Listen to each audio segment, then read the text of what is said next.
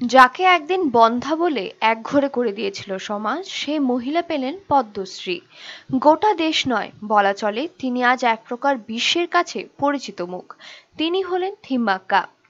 বৈবাহিক জীবনের 25 বছর পরও কোনো সন্তান হয়নি, আর তাই স্বামী স্ত্রীকে বন্ধ্যা বলে একঘরে করে দিয়েছিল কুসংস্কারে আচ্ছন্ন সেই সমাজ।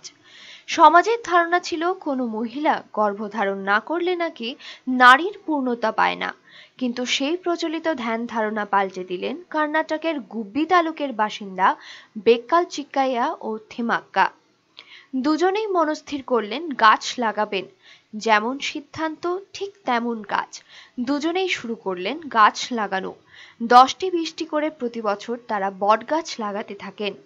দিনমজুরি করে কাজ চালানো থিমাক্কার শিক্ষায় কোনো ডিগ্রি ছিল না। একসময় গাছগুলির দেখাশোনার জন্য কাজ ছেড়ে দেন মহিলার স্বামী চিক্কাইয়া। দিনের শেষে কাজ থেকে ফিরে স্বামীর সঙ্গে হাত লাগাতেন সন্তানের মতো বড় করে তোলা গাছ পরিচর্যায়। প্রতিদিন 4 কিলোমিটার রাস্তা পার হয়ে তারা জল দিত গাছগুলিতে।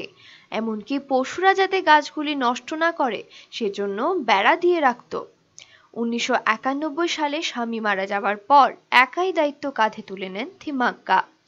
মহিলার কাজের প্রতি সম্মান দিয়ে গ্রামবাসী তাকে সালুমারাদা বলে ডাকতে শুরু করেন।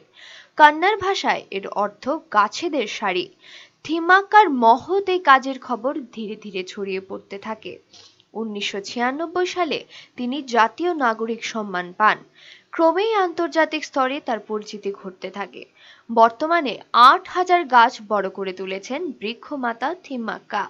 তার গাছগুলির পরিচর্যার দায়িত্ব নিয়েছেন কর্ণাটক সরকার। এবছর পদ্মশ্রী সম্মানে ভূষিত হন তিনি। পরিবেশ রক্ষা ও উন্নয়নের জন্যই এ সম্মান দেওয়া হয়। ব্যুরো রিপোর্ট, চ্যানেল দিনরাত।